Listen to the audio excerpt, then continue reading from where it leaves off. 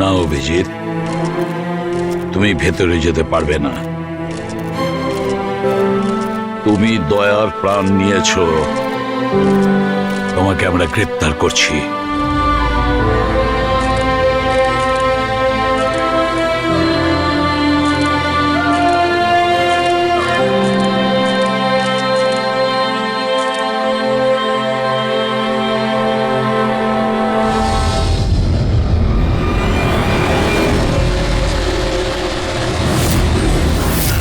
Sir, যার খুন হয়েছে তার নাম ডিকে, একজন প্রাইভেট ডিটেকটিভ।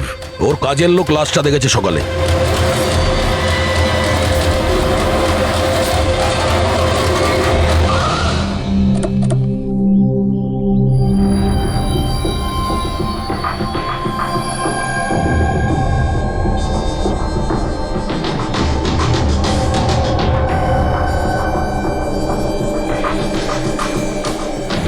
দয়া, এর মুখ তো ক্ষতবিক্ষত, মনে হচ্ছে পয়েন্ট ব্ল্যাঙ্ক রেঞ্জ থেকে একাধিক গুলি করে মারা হয়েছে একে। স্যার, এই রুমের জিনিসপত্র সব ঠিকঠাক জায়গায় আছে, কিছুই হয়নি। মনে তো হচ্ছে না এখানে কোনো হাতাহাতি হয়েছে।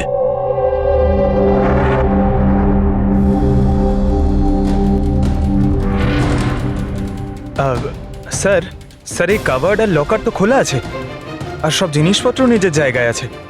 দেখে তো মনে হচ্ছে যে কেউ এতে হাতই দেয়নি।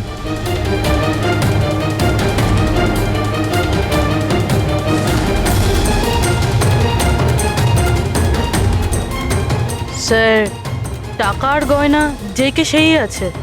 মনে হয় উনি যা চাইছিল সেটা পেয়ে গেছে। স্যার, গুলি।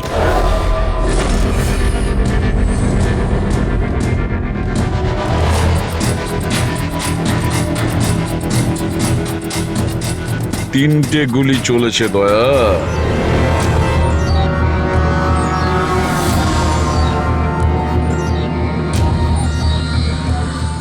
স্যার, হ্যাঁ বলো ফেডরিক। স্যার, এই জানলাটার কাঁচ সরানো হয়েছে, তার মানে খুনি এখান থেকেই পালিয়েছে। হ্যাঁ, একটা কাজ করো ফেডরিক, এখান থেকে ফিঙ্গারপ্রিন্ট তোলো। স্যার, হ্যাঁ দয়া। হ্যাঁ, ডিকের মোবাইল ফোনটা দেখুন স্যার। মরার আগে ডিকে কোনো সঞ্জয়কে 3 বার কল করেছে। সঞ্জয়? ওই সঞ্জয়কে আপনি চেনেন? না সাহেব। রাত 1টা থেকে 2:30-এর মধ্যে 3 বার। সঞ্জয়ের ডিটেল বের করো স্যার। আর হ্যাঁ দয়া, অভিজিৎ তো এখনো এলো না। তুমি ওকে ফোন করে বলনি এখানে আসতে ক্রাইম সিনে? হ্যাঁ স্যার, বলেছিলাম। মনে হয় কোনো জ্যামে আটকে গেছে। জ্যামে আটকে গেছে? ওকে ফোন করো আর বলো এখানে তাড়াতাড়ি আসতে। স্যার। হ্যাঁ।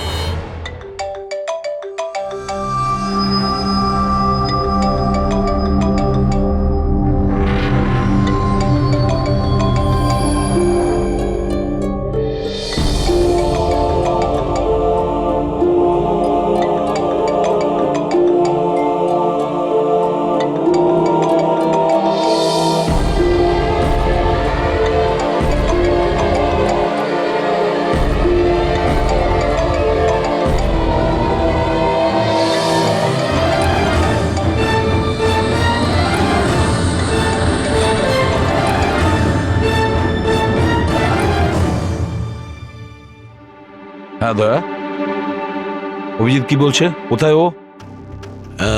স্যার, মানে ওর শরীর খুব একটা ভালো না স্যার। ও ডাক্তারের কাছে যাবে, তারপর ওখান থেকে সোজা বিউরোতে যাবে। কোনো প্রবলেম আছে? না স্যার, কোনো প্রবলেম নেই। বুঝতে পারছি না, অভিজিৎ দিল্লি থেকে আসার পর কেমন অদ্ভুত আচরণ দেখছি ওর মধ্যে।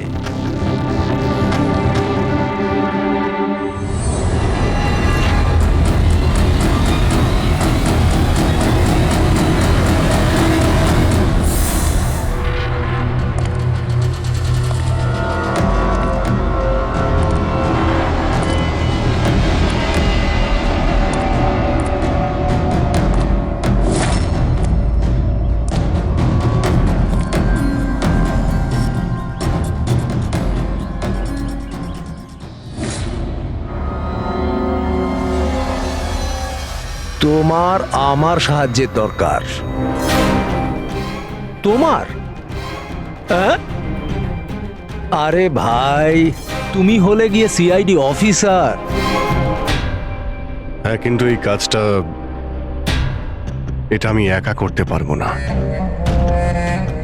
চলো ঠিক আছে, তোমাকে সাহায্য করব, এতে আর কি আছে। চলো চা তো খাওয়া যাক। আরে না, ঠিক আছে, আমি আমি ঠিক আছি।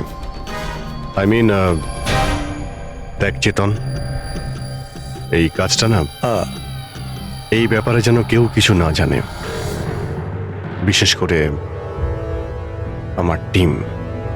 আরে এটা আবার কি কথা বলছো? আমরা এতদিনের পুরনো বন্ধু, এইটুকু বিশ্বাস করতে পারছো না? হ্যাঁ বলো, কি করতে হবে? কাউকে ফলো করতে হবে, নজর রাখতে হবে, আর এর জন্য তোকে টাকাও দেবো। কি কথা বলছো? বন্ধুত্বের মধ্যে টাকা? হ্যাঁ।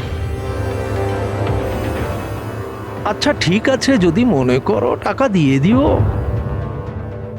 ফলো কাকে করতে হবে?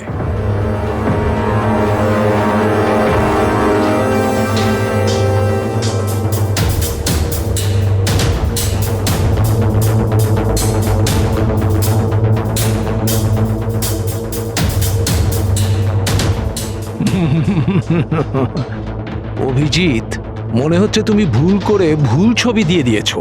ভুল ছবি আমি দিইনি, একেই তোকে ফলো করতে হবে। এ কোথায় যায়, কি করে, কার সঙ্গে দেখা করে, সবকিছু রাত 10টা থেকে সকাল 6টা পর্যন্ত। আর প্লিজ কোনো প্রশ্ন করবি না, যা বলেছি তাই করবি, ব্যাস। ওকে? ওকে।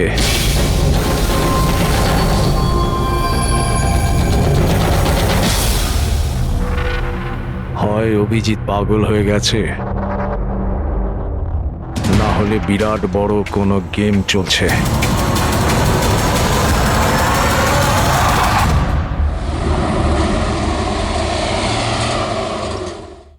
কি কি বলছেন? ও খুন হয়ে গেছে? মরার আগে ডিকে শেষবার ফোনে আপনার সঙ্গে কথা বলেছিল মাঝরাতে। কি কথা হয়েছিল আপনাদের মধ্যে? আমার কথাতে একজনের উপরে নজর রাখছিল, কোনো প্রমাণ পেয়েছিল, সেই জন্য আমাকে ফোন করেছিল। হায়ার করেছিলেন কেন? আমার বস মন্দিরা ম্যাডামের জন্য। মন্দিরা? কুমার জুয়েলার্সের ওনার, বিখ্যাত পেজ 3 সেলিব্রিটি। আশা করি আপনারা ওই দিল্লির কেসটার ব্যাপারে নিশ্চয়ই জানেন বোধহয়। ও হো হো হো হো, মন্দিরা কুমার, মন্দিরা দেবী। ওনার বিরুদ্ধে তো ওনার স্বামী, শ্বশুর, শাশুড়ি আর কেয়ারটেকারকে মারার অভিযোগ আছে, তাই না? ঠিক বলেছেন। কিন্তু সঠিক প্রমাণ না থাকার কারণে কোর্ট মন্দিরা দেবীকে ছেড়ে দেয়। আর তার কিছুদিন বাদেই মন্দিরা দেবীর পার্সোনাল অ্যাসিস্ট্যান্ট ঈশানা আত্মহত্যা করে নেয়।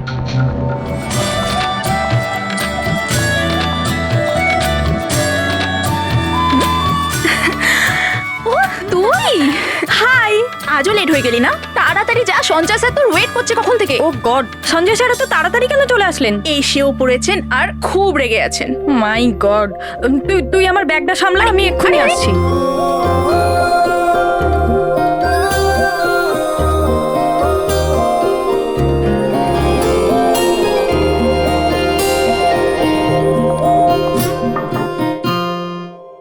মে I come in sir? Come in. Sorry sir, sorry I am so sorry sir. কটা বাজে বলো তো তুমি? এটা কোনো অফিসে আসার টাইম হলো? স্যার ট্রাফিক খুব বেশি ছিল। কি ট্রাফিকের কথা বলছো তুমি? রোজ একই কথা বলে যাও তুমি। হ্যাঁ, এই অফিসের বাকি লোকজনও তো ওই ট্রাফিক পেরিয়ে আসে, তাই না? হ্যাঁ বলো কুমার। না না, 30শে ডিসেম্বরের আগে কিচ্ছু করা সম্ভব না। আরে তুমি তো এটা জানো যে 30শে ডিসেম্বরে মন্দিরা ম্যাডামের একটা ইভেন্ট রয়েছে মুম্বাইতে, তার আগে কিছুই করা সম্ভব নয়। হ্যাঁ হ্যাঁ।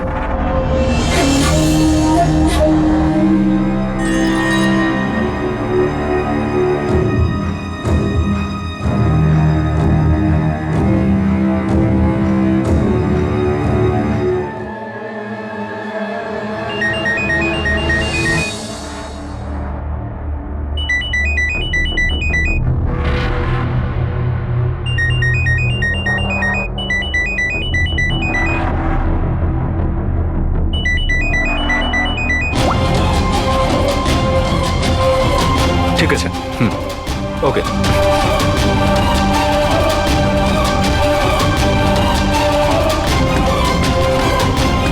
কি হলো?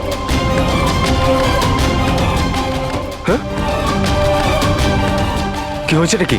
বাইরে ওভাবে কি দেখছো?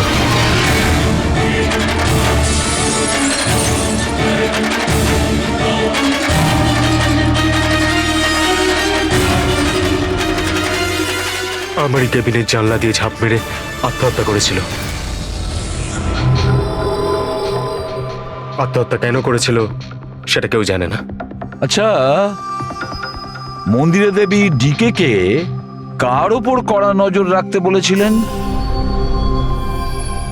ওনার প্রাণ সংশয় রয়েছে। ডিকে সেটাই খোঁজ করার চেষ্টা করছিল। প্রাণের ভয় কার থেকে? আসলে কোর্ট থেকে ছাড়া পাওয়ার পরে কেউ ম্যাডামকে হুমকি দিচ্ছিল। আচ্ছা, শুধু ওই হুমকিটা ফোনেই কি? হ্যাঁ, ফোনের মধ্যেই অচেনা নাম্বার থেকে আর টাইপ করা চিঠি পাঠিয়ে। আসলে ম্যাডাম পুলিশের চক্করে দ্বিতীয়বার পড়তে চাননি, সেই জন্য ডিকে কে হায়ার করেছিলেন উনি। তো কিছু জানতে পেরেছে ডিকে? ওর হাতে কিছু প্রমাণ তো এসেছিল, কিন্তু ও সেটা পেন ড্রাইভে সেভ করে রেখেছিল। ওই পেন ড্রাইভটাও আমাকে দিতে চেয়েছিল, সেই জন্যই দিল্লি থেকে মুম্বাই এসেছিলাম আমি। কিন্তু ডিকের বাড়িতে ওর লকারটা খোলা ছিল। আচ্ছা, ওই লকার থেকে পেন ড্রাইভটা চুরি হয়ে যায়নি তো? হতে পারে দয়া। ওর বাড়িতে আমরা একটা ল্যাপটপও পেয়েছি স্যার, হয়তো ওর থেকে কিছু জানা যাবে। মন্দির এটা কি করে করতে পারলো? পুরো অ্যাকাউন্টটাই বন্ধ করে দিল। নিজেকে কি মনে করেন উনি? সবকিছু কি ওনার ইচ্ছা মতো হবে নাকি? এনারা কারা? সিআইডি। আমরা ওই ডি মানে সঞ্জীবের সঙ্গে দেখা করতে এসেছি। আপনারা দুজন কে? স্যার, ইনি Kaira, mister Kumar, I mean Mandira ম্যাডামের মেয়ে। ও, স্যার, আর ইনি ম্যাডামের রিলেটিভ মিস্টার সুবীর। আমরা মন্দিরা ম্যাডাম আর ওর ফ্যামিলির সঙ্গে কবে দেখা করতে পারবো? কারণ ওদের প্রাণ রক্ষা করার দায়িত্ব এখন আমাদের ওপর। ইনফ্যাক্ট মন্দিরা ম্যাডাম, কায়রার কাকাতো দাদা শেখর আর ওনার স্ত্রী সবাই আজ রাতেই আসছেন। 30শে ডিসেম্বর কুমার জুয়েলার্সের একটা বড় চ্যারিটি ইভেন্ট রয়েছে, তাতে পার্টিসিপেট করার জন্য। তাহলে ঠিক আছে, কালকে সকালেই দেখা হবে।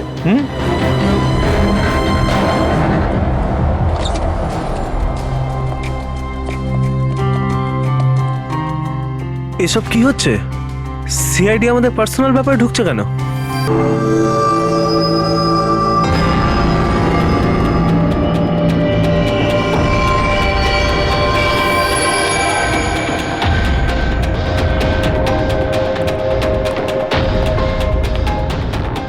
Good morning sir. Good morning. Hello sir, এখন কেমন আছেন আপনি? Murder investigation sir, private detective DK sir, বাড়িতেই মারা গেছে স্যার। এটা পুরো কেস ফাইল স্যার।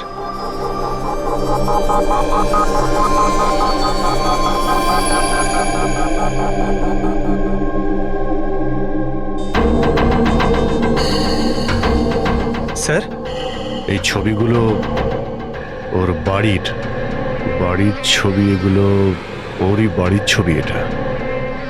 আর এখানেই ওর মার্ডার হয়েছে, তাই না?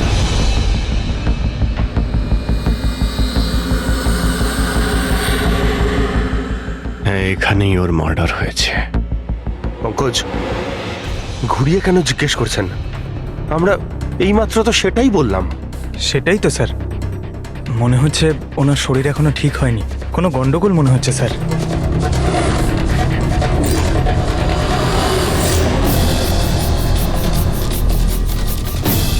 অভিজিৎ,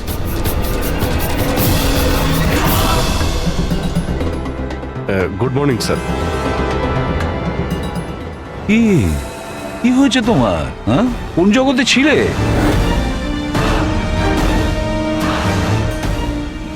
অভিজিৎ, তোমার শরীর খারাপ ছিল না? তাহলে ডক্টরের কাছে যাওয়ার কথা ছিল, এখানে কেন? হ্যাঁ মানে, হ্যাঁ স্যার, ওই কিছুদিন ধরেই শরীরটা ভালো নেই স্যার, কিন্তু এখন ঠিক আছে। I am better now. Yeah, গোলমাল চলছে? স্যার, ডিকে সঞ্জয়কে যে পেন ড্রাইভটা দিতে যাচ্ছিল, ওর যে ডেটা আছে ওগুলো উদ্ধার করার যে একটা উপায় আছে স্যার। পেন ড্রাইভ তো পাওয়া যায়নি তো, হ্যাঁ? তাহলে ডেটা কোথা থেকে পাবে? স্যার আছে না, একটা উপায় আছে। ওই আমরা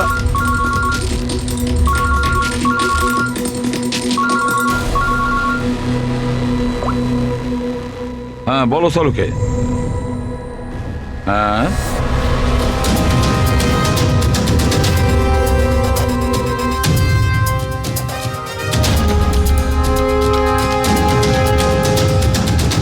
দয়া স্যার,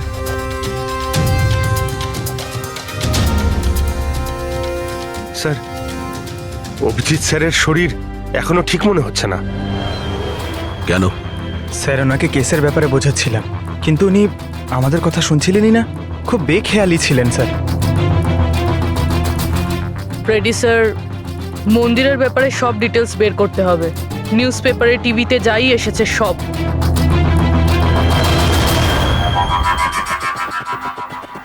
বাড়িতে ঢোকার একটাই রাস্তা আছে, মেন গেট। চাবি ডিকে আর ওর বাড়ির মেডের কাছে থাকে।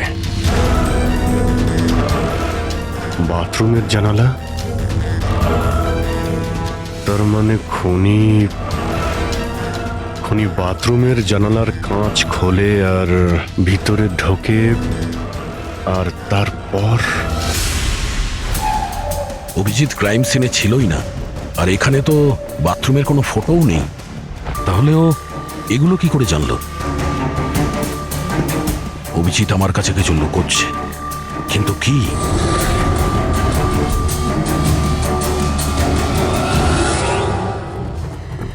ডিকের কম্পিউটার থেকে যে ডেটাগুলো ডিলিট হয়েছে সেটা ওর অনলাইন অ্যাকাউন্ট থেকে বের করা যেতে পারে।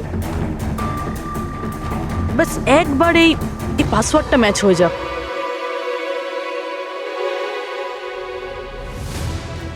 কিছুদিন ধরেই শরীরটা ভালো নেই স্যার, কিন্তু এখন ঠিক আছে। আই এম বেটার না। স্যার, ওনাকে কেসের ব্যাপারে বোঝাচ্ছিলাম, কিন্তু উনি আমাদের কথা শুনছিলেনই না। খুব বেখেয়ালি ছিলেন স্যার।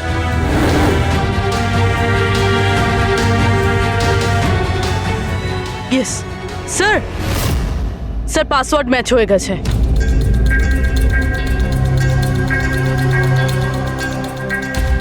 স্যার, এতে তো ভিডিও রয়েছে, চেক করি। স্যার, এটা তো ডিকের কম্পাউন্ডের ভিতরের ফুটেজ। এর মানে ওখানে সিসিটিভি ক্যামেরা আছে? আছে না, ছিল। আমাদের পৌঁছানোর আগেই কেউ বার করে নিয়েছে। কিন্তু বের কে করেছে? অন্য ভিডিওটা দেখো।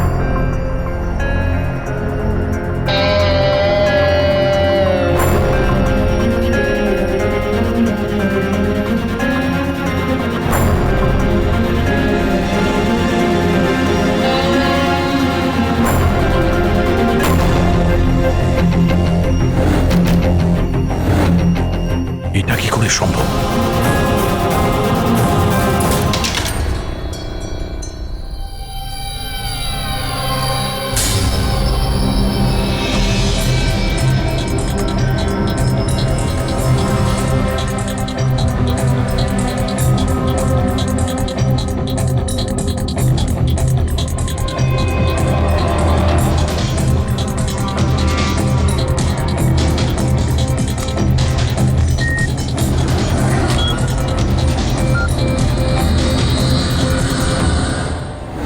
ডক্টর সালুকে আপনি খুব ভালো করে ক্রস চেক করেছেন তো? মানে বন্দুক তো আমাদের কাছে নেই, তাই বলছিলাম কোথাও কোনো ভুল? না দা, কোনো ভুল নেই। আমি একবার নয় 10 বার ক্রস চেক করেছি। মানছি যে বন্দুকটা আমাদের কাছে নেই, কিন্তু বন্দুকের রেকর্ড তো আমাদের কাছে আছে। সেই গুলিটা যা দিয়ে ডিকেকে মারা হয়েছে, সেই গুলিটা ওর বন্দুক থেকেই চলেছিল। গুলির প্যাটার্ন, গুলির উপর লেগে থাকা চিহ্ন, সবকিছু এইটাই প্রমাণ করছে যে সেটা অভিজিতেরই বন্দুক। স্যার, গুলি অভিজিতের বন্দুক থেকে চলেছে, কিন্তু তার মানে তো এটা নয় যে অভিজিৎ গুলিটা চালিয়েছে। এক্স্যাক্টলি স্যার, সেই কারণে আমি এই কথা এসিপি স্যারকে বলিনি, শুধুমাত্র আপনাদের সঙ্গে কথা বলেছি, যাতে আমি এই মামলা সুরাহা করতে পারি। কি তুমি এই কথাটা এসিপি কে জানাওনি? কি বলবো স্যার, কি বলবো ওনাকে? যেখানে আমার বিশ্বাস হচ্ছে না, তাহলে ওনাকে কি বলবো? তুমি যদি এই কথাটা বিশ্বাসই না করবে তাহলে ফোন করে আমাকে কেন জিজ্ঞেস করেছিলে? যে বন্দুক থেকে ডিকে কে মারা হয়েছে সেই বন্দুকটা অভিজিতের না? কি এমন ছিল যার জন্য তুমি অভিজিৎকে সন্দেহ করেছিলে? কি ছিল ওটা এই কারণে ডক্টর, যখন আমরা একটু পিছিয়ে দাও।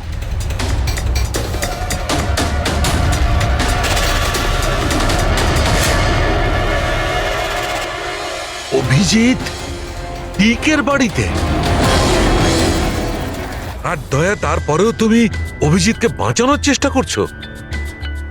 দেখো দয়া, অভিজিৎ আর তোমার বন্ধুত্বকে আমি খুবই শ্রদ্ধা করি, তার কদর করি, কিন্তু কিন্তু ডিউটি, নিজের দায়িত্ব, সব সম্পর্ক সব বন্ধুত্ব থেকে বড় হয় না। আর এই কথাটা নিশ্চয়ই আমি তোমাকে বুঝিয়ে বলতে যাব না।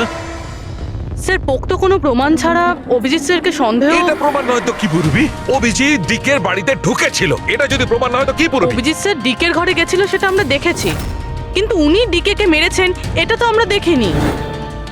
স্যার, এটাও তো হতে পারে ওনার বন্দুক দিয়ে ডিকে কে অন্য কেউ মেরেছে। হতেই পারে, এটা হতে পারে যে অভিজিতের বন্দুক দিয়ে ডিকে কে অন্য কেউ মেরেছিল, কিন্তু এই অবস্থায় অভিজিতের বন্দুকটা অভিজিতের কাছে থাকার কথা নয়। তোমাদের কি অভিজিৎ এ কথা বলেছে? ও কি বলেছে যে ওর বন্দুকটা হারিয়ে গেছে? বন্দুক হারিয়ে যাওয়ার কোন রিপোর্ট দেখিয়েছে? ও সব সময় তোমাদের সঙ্গে ছিল, কিন্তু ও কি বলেছে যে অদ্ভুত পোশাক পরে ডিকের ঘরে কেন ঢুকেছিল, আর তাও বাথরুমের কাঁচ ভেঙে? বলো বলো। স্যার, আপনার এই সমস্ত প্রশ্নের উত্তর আমি অভিজিৎকে জিজ্ঞাসা করব, কিন্তু ততক্ষণের জন্য এসিপি স্যারকে আপনি কিচ্ছু বলবেন না। দেখো, তোমরা এই ব্যাপারটা সামলে নাও, কিন্তু ব্যাপারটা আমার ভালো লাগছে না। Please doctor, please. ঠিক আছে, কাল সকাল পর্যন্ত। দয়া, আমি কাল সকাল পর্যন্ত তোমাদের সময় দিচ্ছি। হয় তোমরা সত্যিটা আবিষ্কার করো, নয় এই সমস্ত কথাটা নিজে এসিপি কে বলে দাও। তুমি যদি এসিপি কে কথা না জানাও তাহলে আমি নিজে প্রদ্যুমনকে এই সমস্ত ব্যাপারটা বলবো।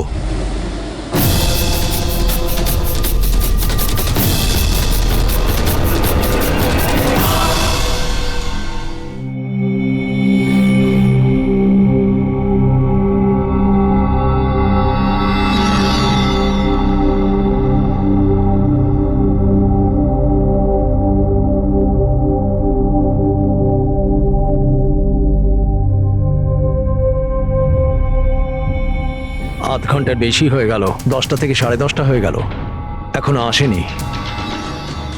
সারা রাত মনে হয় অপেক্ষা করতে হবে।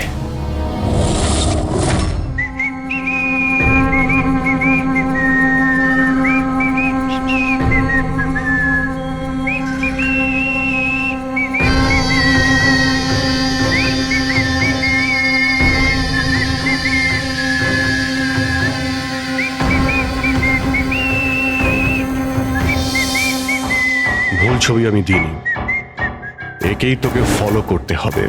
এ কোথায় যায়, কি করে, কার সঙ্গে দেখা করে, সবকিছু। রাত 10টা থেকে সকাল 6টা পর্যন্ত। এটা অভিজিৎ? ওর কি হলো? এরকম সেজেছে কেন?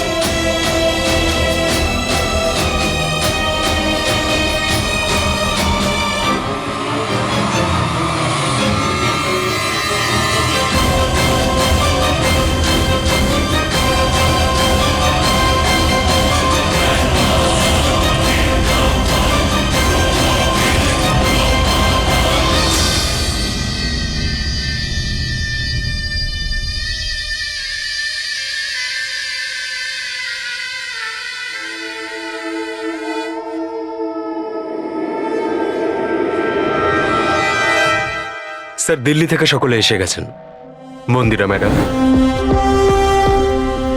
আমারা মন্দিরা ম্যাডামের দেওরের বউ, কায়রা মন্দিরা ম্যাডামের সৎ মেয়ে, সুবীর মন্দিরা ম্যাডামের বোনজি, শেখর মন্দিরা ম্যাডামের দেওরের ছেলে। আসুন ম্যাডাম, এনারা সিআইডি থেকে এসেছেন।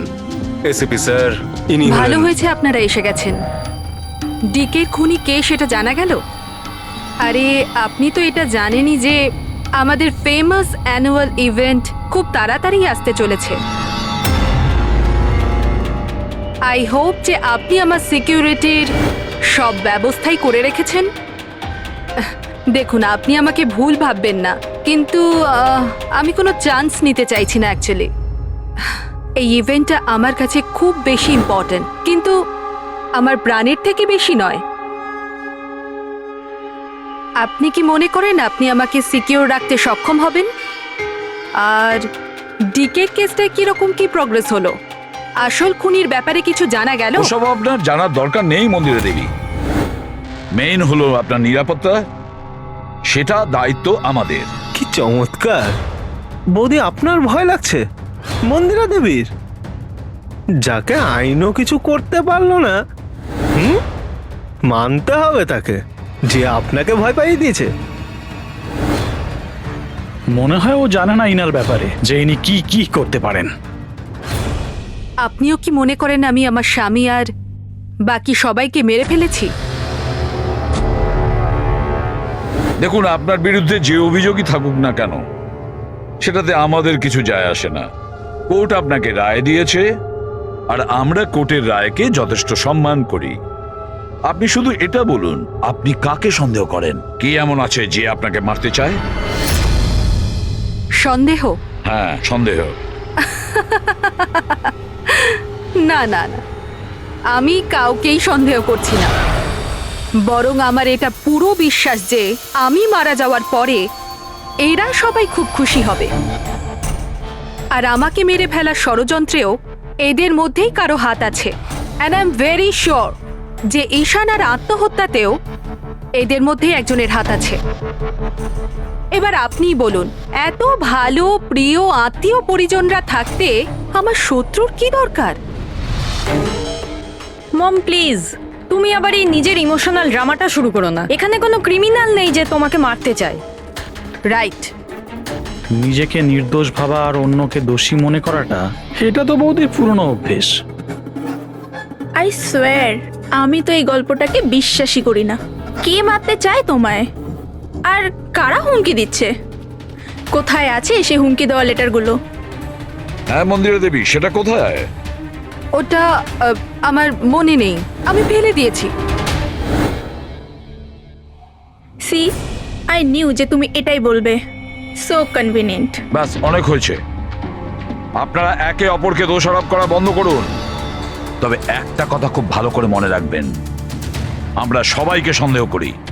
তাই সবাইকে বলছি, তার মানে হলো আপনাদের সবাইকে সন্দেহ করি, আপনাদের সবাইকে। আর একটা কথা, আমাদের পারমিশন ছাড়া আপনারা এই শহর ছেড়ে যেতে পারবেন না। কেউ শহর ছেড়ে যাবেন না। আর যদি দরকার পড়ে আমরা দ্বিতীয়বার তাকে ডেকে নেব। Thank you very much. Thank you.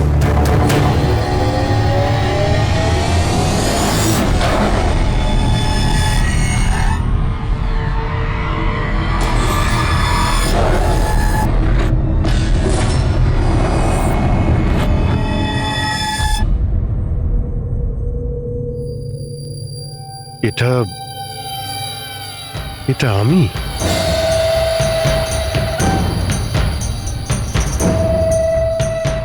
এই পোশাক পরে ঘুরছিলাম? এই পোশাক তো রোজ আমার ওয়াশিং মেশিনে ধোয়া হয়।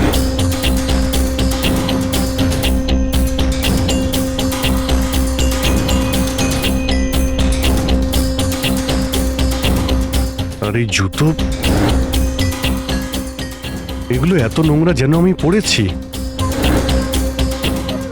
কিন্তু আমার মনেই নেই যে এই পোশাক আমি কখন পরেছি। সত্যি আমার কি হচ্ছে আমার সাথে? এই গাড়িতে কে আছে? হ্যাঁ, কার কার সঙ্গে আমি কথা বলছিলাম? না, আমি দেখিনি। তুমি কথা বলছো, তুমি সেটা জানবে। আর তুমি আমাকে চিনতেই পারলে না? আরে এই, তোর যদি সুইসাইডই করার হয় তাহলে তুই অন্য কোনো বড় গাড়ির সামনে জানা, আমার সামনে কেন এসেছিস? কিভাবে কথা বলছো? এরকম সেজে ঘুরছো কেন তুমি? এই, ইট ইজ মাই স্টাইল, টনির স্টাইল। তুই কে? আমি কে? আমাকে চেনো না?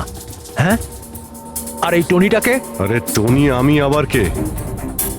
আরে অভিজিৎ, দেখো, কোনো কেসের জন্য তুমি যদি এরকম করে থাকো আমাকে বলে দাও, এভাবে ভয় দেখিও না। আচ্ছা আচ্ছা,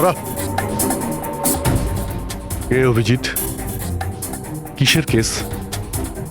আর তুই কি বলছিস কিছুই আমার মাথায় ঢুকছে না। আমার নাম হলো টনি। টনির সঙ্গে পাঙ্গা নিবি না, বুঝেছিস? সরে যা আর আমাকে যেতে দে, চল।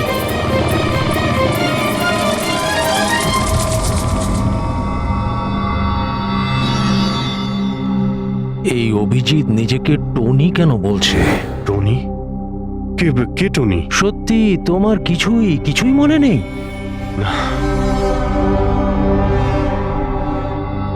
আমার কিছুই মনে নেই, সত্যি বলছি আমি। তার মানে তুমি গাড়িতে ওদের সাথে কথা বলছিলে, তারপরে তুমি গেস্ট হাউসের ভেতরে গেলে। Guest house? হ্যাঁ, তার কিছুক্ষণ পরে তুমি বাইরে এলে। আমি গেস্ট হাউসের ভিতরে গেলাম? ভিতরে গিয়ে আমি কি করলাম? হ্যাঁ, তুই দেখেছিস কিছু করেছিলাম আমি? আমি কি করে দেখবো? আমি তো বাইরে ছিলাম না। সব কি হচ্ছে? আমাকে ওখানে যেতে হবে। কোথায়? গেস্ট হাউসের নাম কি? হ্যাঁ,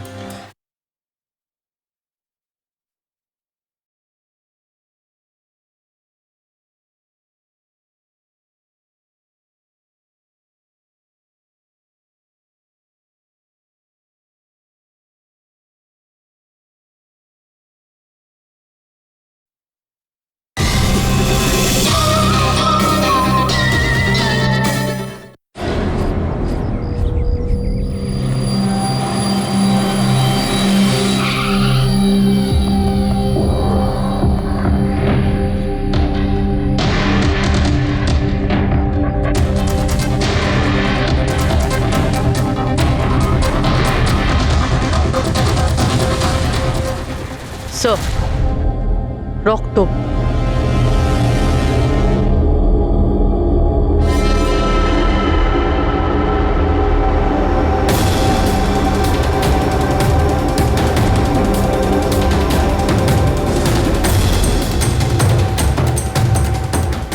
অভিজিৎ,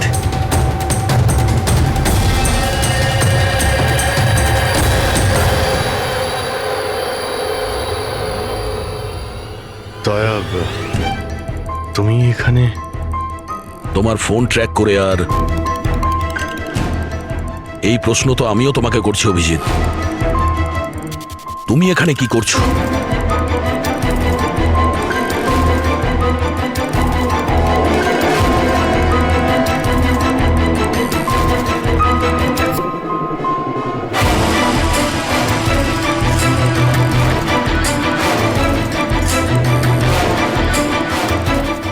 না, এটা আমি আমি আমি বলছি দয়া, এখানে এখানে কি হয়েছিল?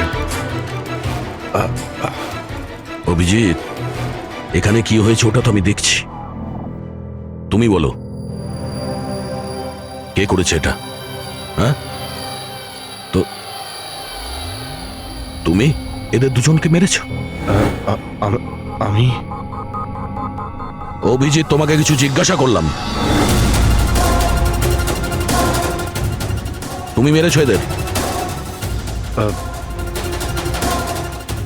স্যার স্যার স্যার, আপনি অভিজিৎ স্যারকে দোষ দিচ্ছেন।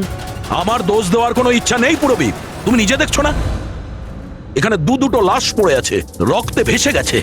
আর সিআইডি অফিসার অভিজিৎ লাশের মধ্যে থেকে এই ব্যাজটা তুলছে। বা এটা বলতে পারো প্রমাণ চুরি করছে।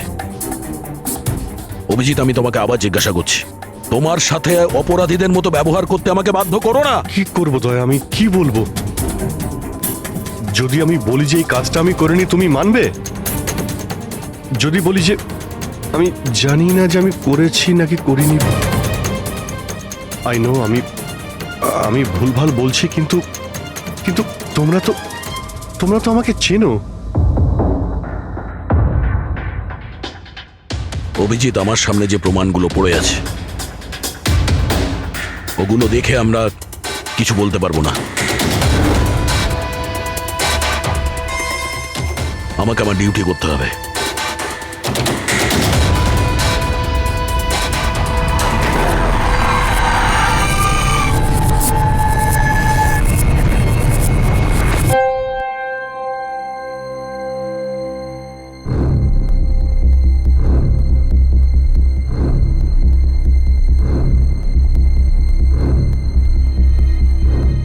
অভিজিৎ, এতক্ষণ ধরে একের পর এক জিজ্ঞেস করে যাচ্ছি তোমাকে, কিন্তু কোনো উত্তর দিচ্ছ না তুমি। হ্যাঁ, তুমি জানো তোমার ওপর কি অভিযোগ আছে? মাথায় কিছু ঢুকেছে? স্যার, ওই এক মিনিট, ব্যাস। তোমার কাছে এটা আশা করিনি। এত কিছু ঘটে গেল, তুমি আমাকে বলনি কেন? আমাকে বলনি দয়া? সালুকে আমাকে বললো, তা নাহলে তো আমি জানতামই না। তা আমি তাই করেছি যেটা উচিত ছিল। বলো অভিজিৎ, তুমি কি এই খুনটা করেছো? অভিজিৎ, তুমি কি এই খুনটা করেছো? আমি জানি না স্যার। কেন জানো না? তুমি কেন জানো না? হ্যাঁ, ডিকের বাড়িতে তুমি লুকিয়ে লুকিয়ে ঢুকেছিলে, সেটা আমি সিসিটিভিতে দেখেছি। ওই লাশগুলোর পাশে তুমি দাঁড়িয়েছিলে। এই দয়া তোমাকে এখানে ধরে নিয়ে এসেছে। ডিকে আর বডিগার্ডের ওপরে যে গুলিটা চলেছে সেটা তোমার গান থেকে চলেছে, ওই গান থেকে চালানো হয়েছে। আর তুমি বলছো তুমি কিছুই জানো না? আমার চোখের ওপর চোখ রেখে তুমি বলো, বলো তুমি এই খুন করোনি। বলো তুমি এইগুলো কিছুই জানো না। বললাম তো আমি জানি না স্যার, আমি কিছুই জানি না স্যার। সরি। কি বলবো আপনাকে, আমি কি বলবো স্যার? যখন আমি বুঝতেই পারছি না যে আমি ডিকের বাড়িতে কেন গিয়েছিলাম, কি করে সমস্ত খুন আমার বন্দুক থেকেই হচ্ছে, আমি জানি না স্যার। স্যার, আমি তো ডিকিকে চিনি না, ওর বডিগার্ডদেরও আমি চিনি না, আমি মন্দিরাকেও চিনি না, আমি তো স্যার নিজেকেও চিনি না। আমি কোথায় যাই, কি করি, কার সঙ্গে দেখা করি, আমি কিছুই জানি না। গত কয়েকদিন ধরে আমার সঙ্গে এইরকমই হচ্ছে স্যার, কিন্তু আমি কিছুই বুঝতে পারছি না। সারাদিন সব ঠিকই থাকে,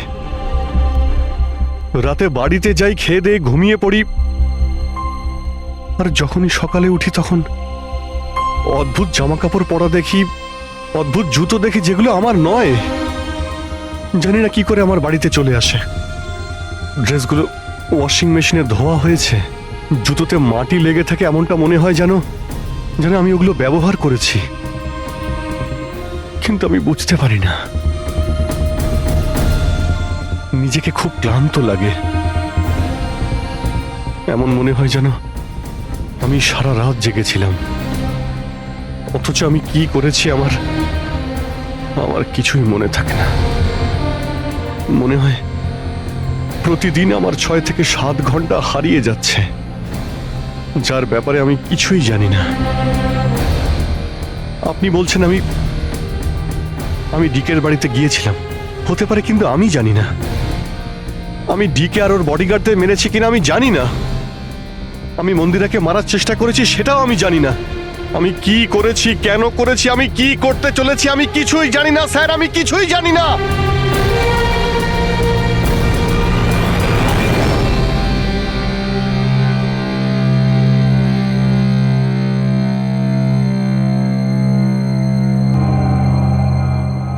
দেখো অভিজিৎ, এই মুহূর্তে তুমি নিজের জন্যে আর অন্যদের জন্যেও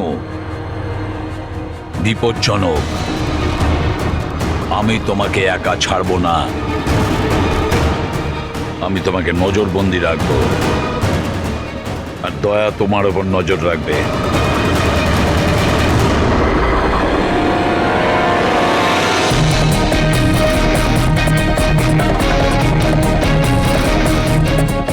দয়া, স্যার, একটা কথা ভালো করে মনে রাখবে, তুমি নিজের বন্ধুর ওপর নয়, বরং একজন অপরাধী খুনির ওপর নজর রাখবে। এমন একজন লোক যে মানসিক ভারসাম্য হারিয়েছে। আজ থেকে এই কেসের তদন্ত আমি নিজে করব, আর তুমি অভিজিৎকে আটকাবে কোনো অপরাধ করা থেকে। আর তার জন্য যদি অভিজিতের ওপর গুলিও চালাতে হয়, তাও তুমি চালাবে। Is that clear? Yes sir.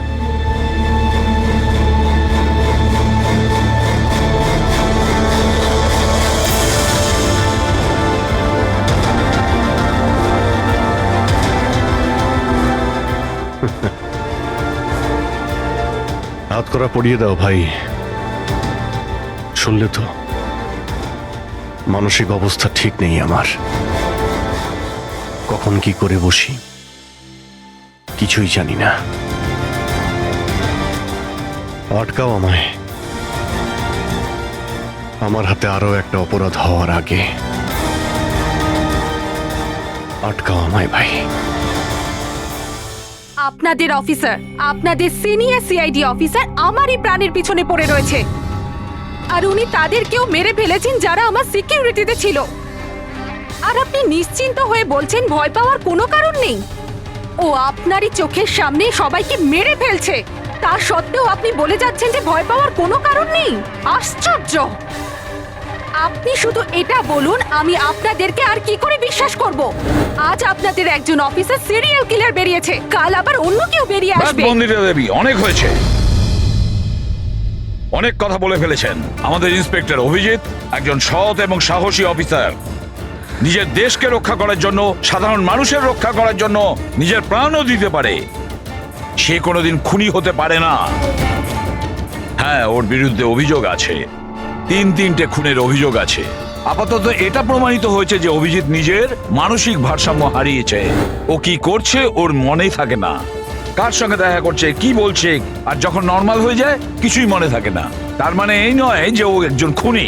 আমি জোর দিয়ে বলতে পারি যে আপনার জীবন বিপন্ন, আর তাও আপনার এই আত্মীয় স্বজনদের কারণে। এক্সকিউজ মি, সব প্রমাণ আপনাদের অফিসারের বিরুদ্ধে পাওয়া গেছে, আর সন্দেহ আপনারা আমাদেরকে করছেন? হ্যাঁ, আমি সবাইকে সন্দেহ করছি। উনি তো আপনারই অফিসার, আপনি তো ওকেই বাঁচাবেন। এই তিনটে খুনই কিন্তু ইন্সপেক্টর অভিজিতের গান থেকে চলা গুলিতেই হয়েছে। আর আপনি বলতে চাইছেন যে এই কাজটা আমাদের মধ্যে কেউ করে থাকতে পারে? আরে আমাদের কাছে আপনার ওই অফিসারের গানটা কোথা থেকে আসবে? শেখর বাবু, খুব তাড়াতাড়ি আমরা খোঁজ নিয়ে নেব যে ইন্সপেক্টর অভিজিতের গান আপনার কাছে কিভাবে গেল। আর মন্দিরা দেবী, আপনাকে একটা রিকোয়েস্ট করি, 30শে ডিসেম্বর আপনার যে ইভেন্টটা আছে সেটা ক্যান্সেল করবেন না। এই একটাই সুযোগ আছে খুনিকে ধরার জন্য, কারণ খুনি ওই ইভেন্টে নিশ্চয়ই আসবে।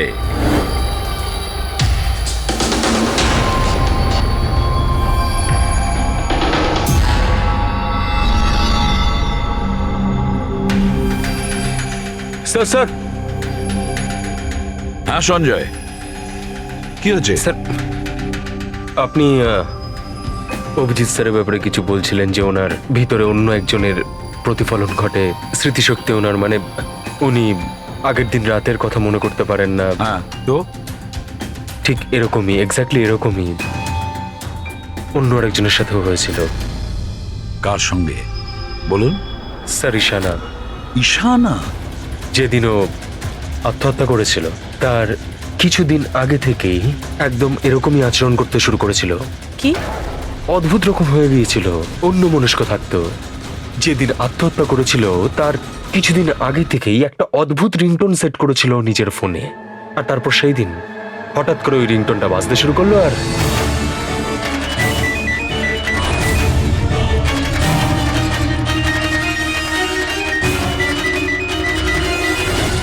স্যার, ওকে দেখে মনে হচ্ছিল ও যেন নিজের মধ্যেই নেই। স্যার, অভিজিৎ স্যারও তো দিল্লি থেকে ফেরার পর এইভাবেই বিহেভ করছে। হ্যাঁ, ঈশানা, অভিজিৎ, দিল্লি, এই তিনটের কোনো না কোনো কানেকশন আছে। নিশ্চয়ই কোনো গোলমাল আছে, কিছু না কিছু আছে।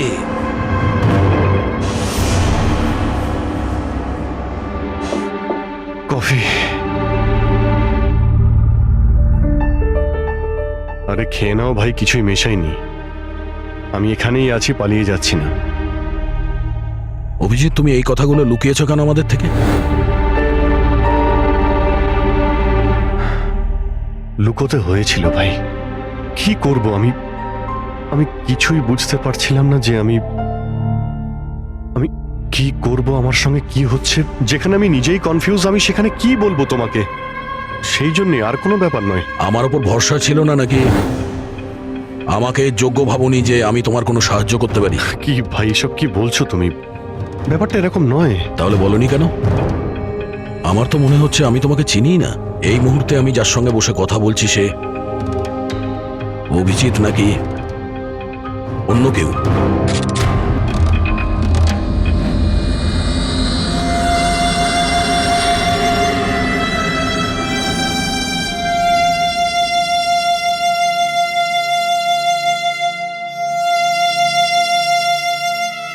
আমি তোমার কোনো ক্ষতি করব না।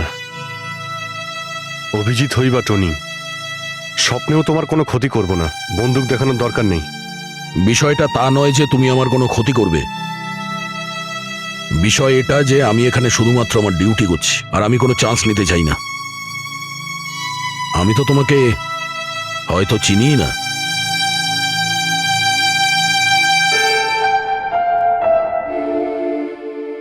ঠিক আছে, তুমি যখন বুঝতেই পারছো না আর কি বলবো।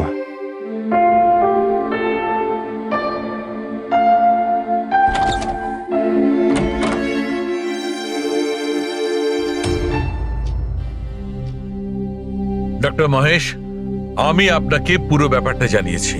এবার আপনি বলুন আপনার কি মনে হচ্ছে? দেখুন, এক্ষুনি আপনারা যেটা বললেন যে এই অভিজিৎ আর ঈশানার ব্যাপারে, এটার থেকে তো একটা ব্যাপার একদম পরিষ্কার যে দুজনের কন্ডিশনই একদম সমান। Artificially induced split personality. এটাকে যদি সোজা ভাষায় আপনাদের বোঝাই তাহলে এই কন্ডিশনে পেশেন্টের মস্তিষ্কে তার এই নিজের ব্যক্তিত্ব ছাড়াও অন্য আরও একটা ব্যক্তিত্ব প্ল্যান্ট করা হয়, যেটা কোনো বিশেষ কারো আদেশ বা নির্দেশ অনুযায়ী চলাচল করে। আর এটাকে এমনভাবে সেট করা হয় যাতে ওই ব্যক্তিত্ব বিশেষ ধার্য করা সময়ে বিশেষ ধরনের ট্রিগার পেলে ওই ব্যক্তিত্বকে সম্পূর্ণ প্রভাবিত করে। আর যতক্ষণ এই প্রভাব চলতে থাকে সে পুরনো ব্যক্তিত্বের বিষয়ে না তো কিছু জানতে পারে আর না তার সেই পুরনো ব্যক্তিত্ব সম্বন্ধে কিছু স্মরণে থাকে। এটা হলো মানুষের মস্তিষ্ক। এই মস্তিষ্কের দুটো ভাগ রয়েছে। সচেতন মস্তিষ্ক মানে কনসাস স্টেট অফ মাইন্ড, যার মধ্যে আমরা এখন আছি। অচেতন মস্তিষ্ক মানে semi conscious state of mind, মানে যখন আমরা ঘুমিয়ে থাকি তখন সক্রিয় হয়। আর কখনো কখনো জেগে থাকার সময়ও কোনো নেশার বা কোনো ওষুধের প্রভাবেও আমাদের অচেতন মস্তিষ্ক সক্রিয় হয়ে ওঠে।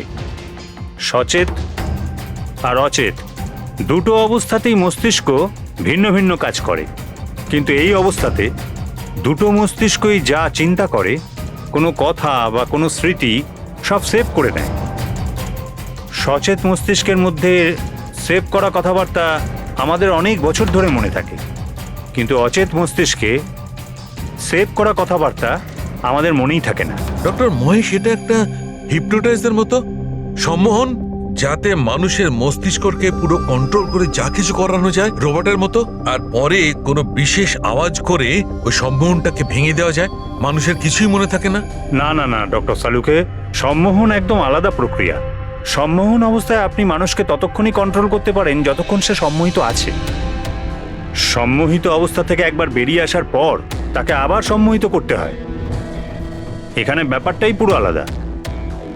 এখানে মানুষের মস্তিষ্কে একটা ঘটনা যা আদৌ ঘটেইনি, একটা ব্যক্তি যার কোনো অস্তিত্বই নেই, তাকে ওই মানুষের মস্তিষ্কের ভিতরেই প্ল্যান্ট করা হয়, তার মস্তিষ্কে এই কথাটাই ফিট করা হয়। আচ্ছা, তার মানে এত কিছু অভিজিতের সঙ্গেও ঘটেছে। কোনোভাবে অভিজিৎ ওই ট্রিগারগুলো পেয়ে যায়, যার কারণে টনি জেগে যায়। Exactly sir. রাতে অভিজিৎ ঘুমিয়ে পড়ার পর নিশ্চয়ই কোনো না কোনো আওয়াজ শুনতে পায়, যেটা ওই টনির জন্য একটা ট্রিগারও হতে পারে।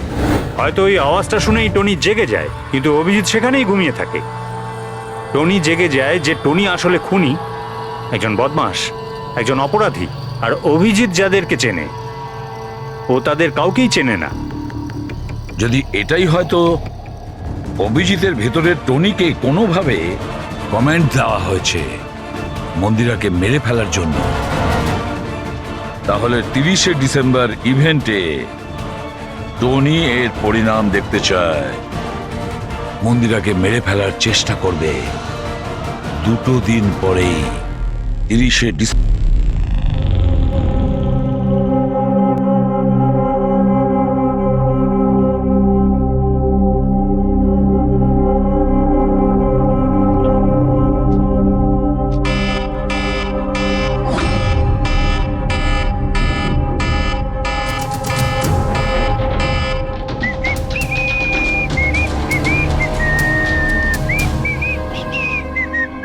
অভিজিৎ, অভিজিৎ, কোথায় তুমি?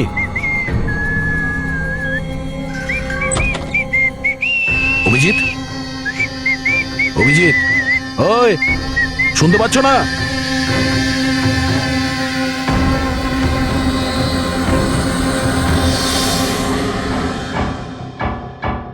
কে রে তুই?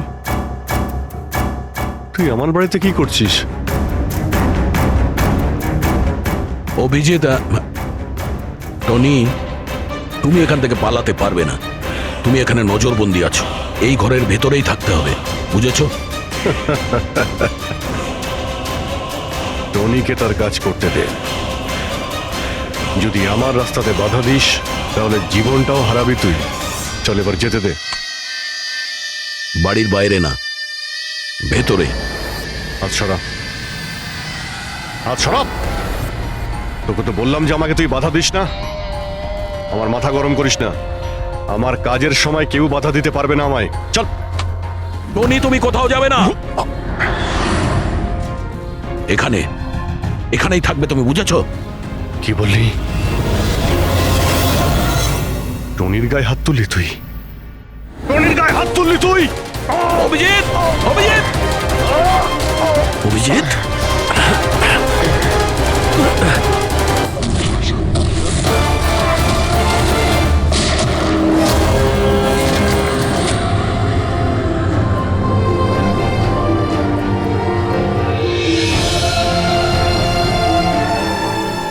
স্যার দয়া, কি হয়েছে? কি হয়েছে দয়ার স্যার? এরা বলছে যে আমি নাকি ওকে। না অভিজিৎ, তুমি ভেতরে যেতে পারবে না। তুমি দয়ার প্রাণ নিয়েছো, তোমাকে আমরা গ্রেপ্তার করছি।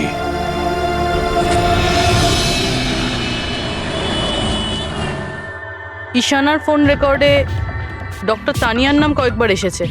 আপনাদের মধ্যে কেউ চেনে ডক্টর তানিয়াকে? আত্মহত্যা করার আগে উনি ডক্টর তানিয়ার সাথে দেখা করেছিলেন কি? এই ডক্টর তানিয়া কোনো ডেন্টিস্ট নয় তো? মারা যাওয়ার আগে ঈশানা কয়েকবার একজন ডেন্টিস্টকে দেখিয়েছিল। আমার নাম তো মনে নেই, কিন্তু হতে পারে ইনিই সেই। যতদূর আমার মনে হয় ইনি কোনো ডেন্টিস্ট তো নন। কিছুদিন আগে সিআইডি অফিসার অভিজিৎ এখানে ছিল। Yes ma'am. ওই পুরো সপ্তাহে এখানে যারা যারা ছিলেন তার পুরো লিস্ট আমার চাই। আর ওনার থাকার সময় এই লবিতে থাকা সিসিটিভি ফুটেজও চাই।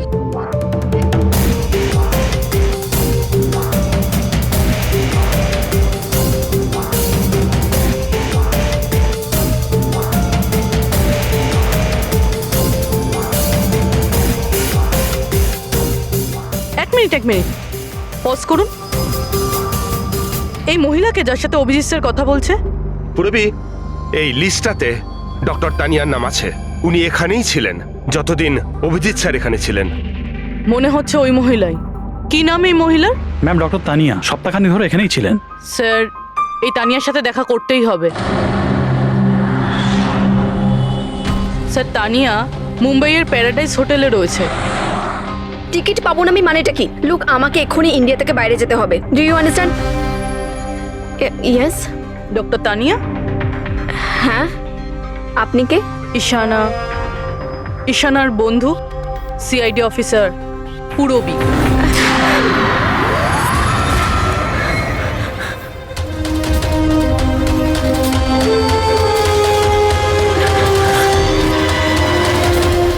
পালানো অত সহজ নয়। কোথায় পালাচ্ছেন তানিয়া দেবী? কি কি চানটা কি আপনারা? অভিজিতের সঙ্গে কি করেছেন আপনি?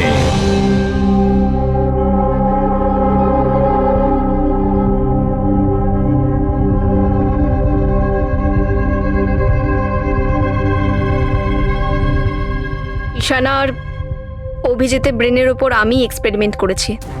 ঈশানাকে আত্মহত্যা করার জন্য আর অভিজিৎকে একটা মার্ডার করানোর জন্য আমি প্রোগ্রাম করেছিলাম।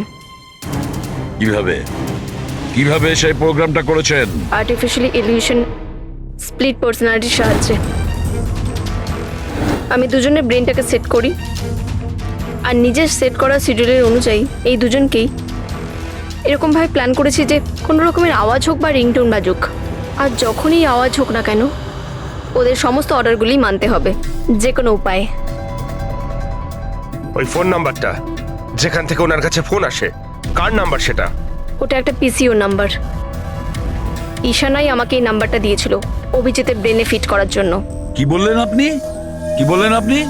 অভিজিৎকে এসব করার জন্য ঈশানা আপনাকে বলেছে? হ্যাঁ। আর ঈশানা যে আত্মহত্যা করেছে সেটা কি? সেটার কারণ কি? ওটা আসলে ঈশানা নিজেই বলেছিল আমাকে করতে। হোয়াট?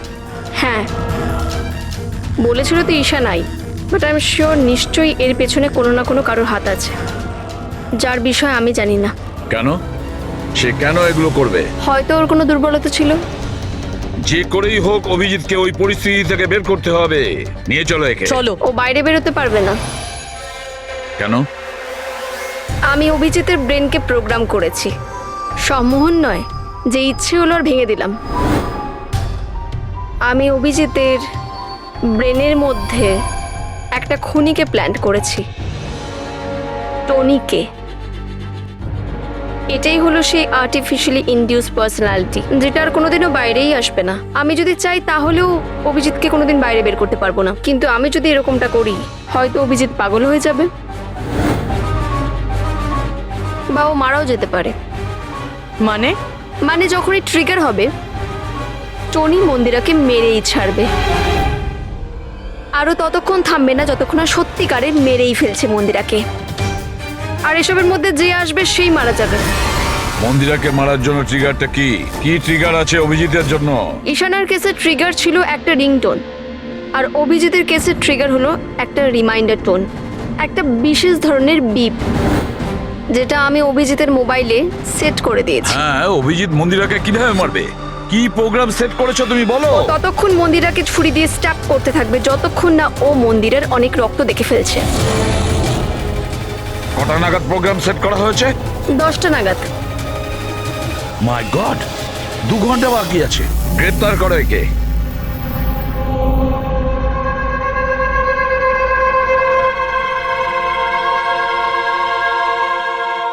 জীবনে কখনো ভাবিনি স্যার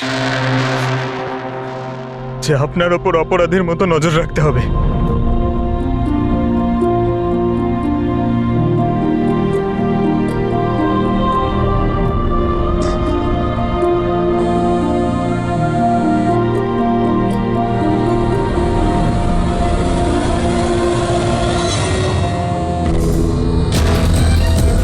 পঙ্কজ, ড্যাম ইট, ফোনটা ধরো।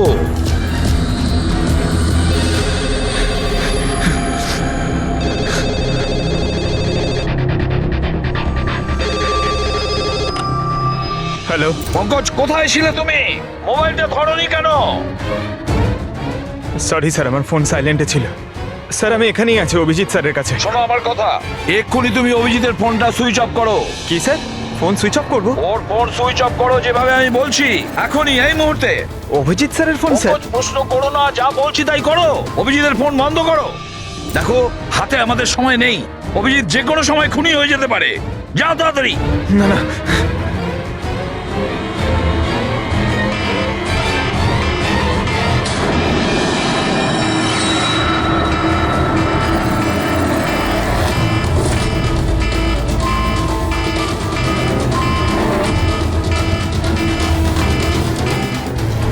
ভিজে গেল, কি করি?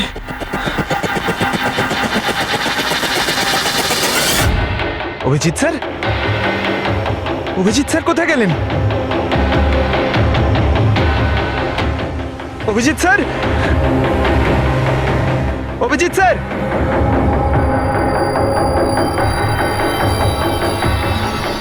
স্যার! তুই আমাকে আটকে রাখবি? হ্যাঁ, আমাকে আটকে রাখবি তুই? টনিকে? হ্যাঁ, টনি আর টনির কাজের মাঝে যে আসবে তাকে মরতে হবে, মরতে হবে তাকে।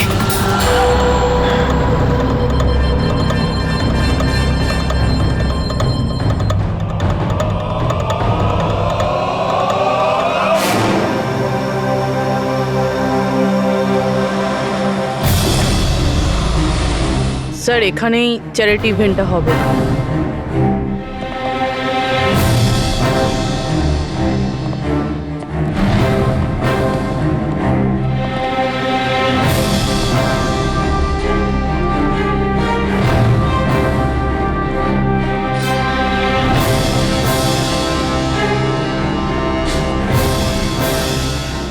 আপনারা এখানেই দাঁড়ান প্লিজ।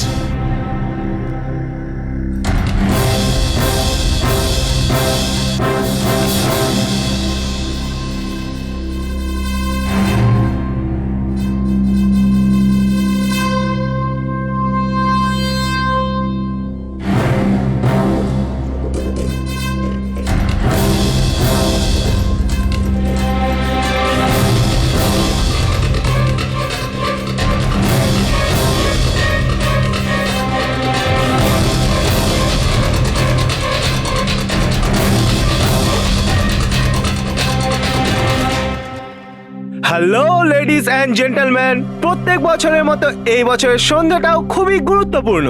কারণ হলো মন্দিরা জুয়েলার্স অ্যানুয়াল চ্যারিটি ইভেন্টের জমা করা সম্পূর্ণ টাকাটা দিল্লি ও মুম্বাইয়ের বিভিন্ন অনাথ আশ্রম আর বৃদ্ধাশ্রমগুলিতে দেওয়া হবে। একবার জোরে হাততালি ডিকেসি চ্যারিটির জন্য। প্রত্যেক বছরের মতো এই বছরও আমাদের প্রধান অতিথি আছেন। তিনি আর কেউ না, তিনি হলেন মিসেস খান্না। তাহলে আসুন বন্ধুরা, একটা জোরে হাততালি দিয়ে স্বাগত জানাই মিসেস খান্নাকে। Mrs Khanna,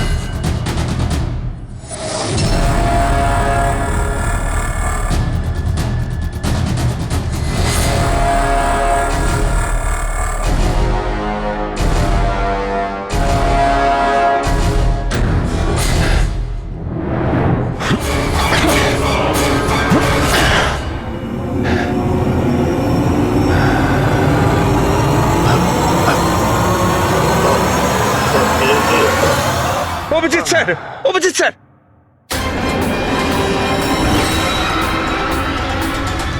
sir, sir, lights on. Sir, sir, Abhijit ঠিক আছে? স্যার, স্যার, ওকে তাড়াতাড়ি নিয়ে চলো, তাড়াতাড়ি এসো।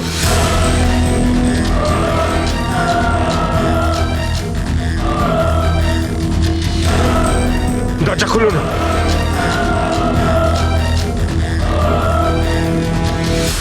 মন্দিরা দেবী, টনি তার মিশন কমপ্লিট করেছে মন্দিরা দেবীকে মারার।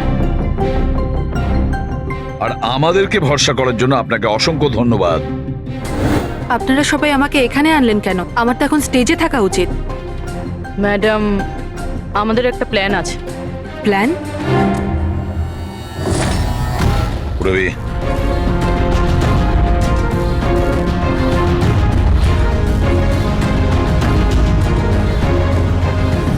Lights off. মন্দিরা দেবী,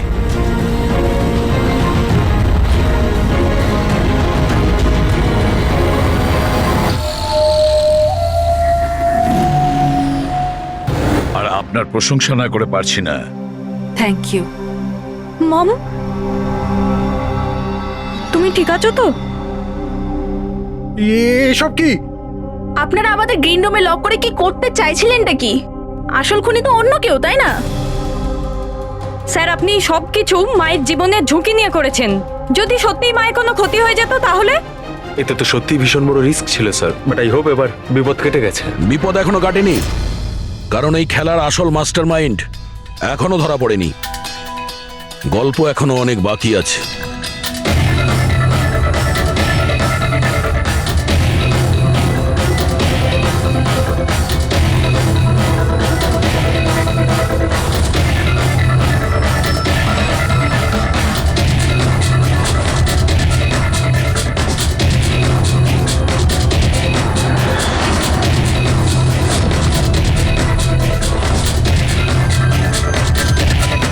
কি হলো? আমাকে দেখে ভালো লাগলো না? কখনো কখনো খুনি পর্যন্ত পৌঁছানোর জন্য আমাদের অ্যাক্টিং করতে হয়। তার মানে ওনার মৃত্যুর খবরটা নাটক ছিল?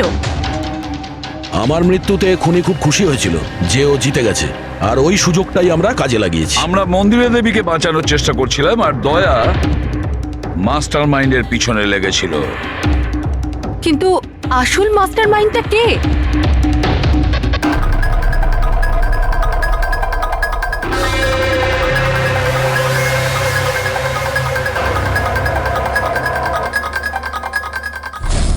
এই, স্যার,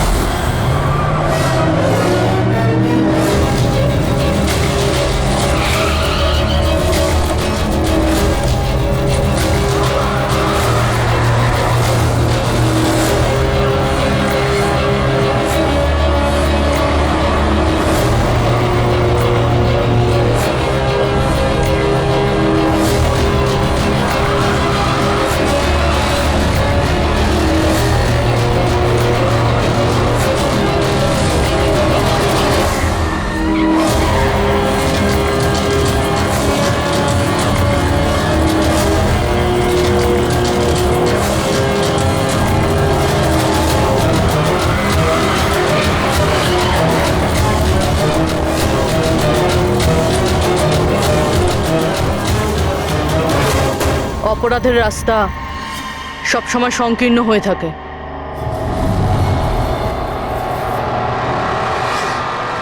তুমি এটাই ভাবছো যে আমরা কি করে জানলাম যে তুমি খুন করেছো? আমরা তো এটা জানতাম যে এই মাস্টার মাইন্ড মন্দিরা দেবীর নিজেরই কোনো লোক। তাই আমার মৃত্যুর পরে আমি সব থেকে আগে এটা খোঁজ নিয়েছি যে আপনাদের মধ্যে কে সে যে অভিজিৎকে চিনতো বা দেখা করেছেন। তারপরে আমার মনে এলো যে ক্রাইম ব্রাঞ্চের সেমিনারের জন্য অভিজিৎ দিল্লি গিয়েছিল। ওই সেমিনারে আসা লোকেদের লিস্ট যখন আমি দেখলাম তখন জানলাম যে কায়রাও গিয়েছিল। ক্রিমিনাল সাইকোলজির স্টুডেন্ট কায়রা। আর তানিয়াকে জিজ্ঞাসাবাদ করার পরে আমরা জানতে পারলাম যে ঈশানাই এই সমস্ত কাজ করতে বলেছে। ওই সময় ঈশানার মা সরকারি হাসপাতালে অ্যাডমিট ছিলেন, আর তার কিছুক্ষণের মধ্যেই ঈশানার মাকে বেসরকারি হাসপাতালে যেখানে অ্যাডমিট করা হয়েছিল সেখানকার পুরো খরচ মিস কায়রা করেছিল। আর সবচেয়ে বড় ক্লু, ওই পিসিও যেখান থেকে অভিজিৎ স্যারের কাছে অর্ডার আসতো, দয়া স্যার সেখানে নজর রেখেছিল, আর সেখানেও তোমাকে দেখা গিয়েছিল। Okay fine, I give up. মেনে নিচ্ছি যে আপনারা খুবই স্মার্ট, কিন্তু স্যার এই কথাটা তো আপনিও মানবেন তাই না, যে আমিও অনেক স্মার্ট? হ্যাঁ, স্মার্ট তো তুমি বটেই। ক্রিমিনাল সাইকোলজির একজন ব্রিলিয়ান্ট স্টুডেন্ট, যে সৎ মায়ের থেকে নিজের পুরো পরিবারের খুনের বদলা নিতে চেয়েছিল। লোকেদের মস্তিষ্ক নিয়ে খেলা করা আর তাদের নিজের চক্রব্যূহে ফাঁসানো, এটাই এনার বিশেষত্ব। তাই আমি ভাবলাম যে এনাকে এনারই পদ্ধতিতে মেরে দিলে কেমন হয়। সেই কারণেই আমি ঈশানার সাথে দেখা করি, আর তারপর ডক্টর তানিয়ার সাহায্য নিই। She was mad, she wanted to do an experiment. তারপর আমি ঈশানাকে অনেক বুঝিয়েছি, অনেক বোঝানোর পরে শি ওয়াজ রেডি। ওই এক্সপেরিমেন্ট নিজের উপর করায়, কিন্তু somehow I was never convinced. আমি সবসময় কনফিউজ ছিলাম যে ওই এক্সপেরিমেন্টটা করতে পারবে না।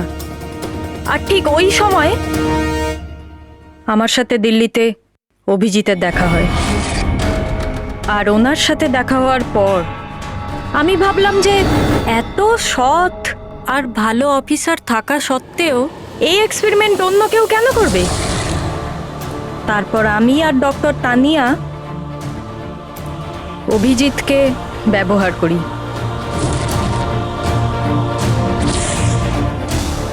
আর আমার এক্সপেরিমেন্ট ওর ওপরে করি। আর ঈশানা আমাদের কোনো কাজে ছিল না, তাই ওকে আমাদের রাস্তা থেকে সরিয়ে ফেলি। ডিকে আর ওই দুজন বডিগার্ড, ওরা তোমার কি ক্ষতি করেছিল? ওদেরকে কেন মেরেছো? এটা এই কারণে করেছি যাতে সমস্ত দোষ অভিজিতের উপর চলে আসে। আর অভিজিতের গান থেকে বুলেট নেওয়ার জন্যে টনি ছিল তোর মাথার মধ্যে। হি ওয়াজ দেয়ার। তুমি এতটা নিচে নামতে পারো কায়রা, আমি কখনো ভাবতেও পারিনি। এবার জানতে পেরে গেছো তো?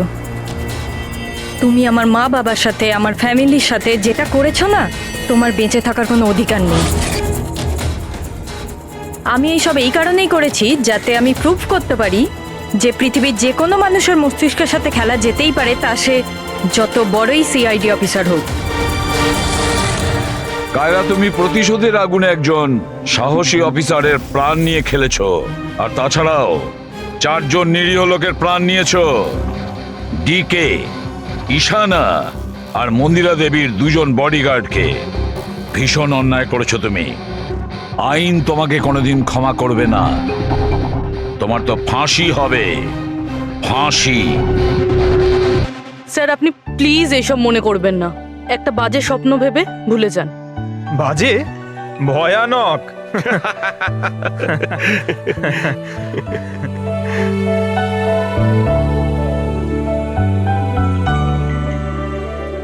বস, হ্যাঁ বলো সালুকে, বলো। কেস তো সলভ হলো?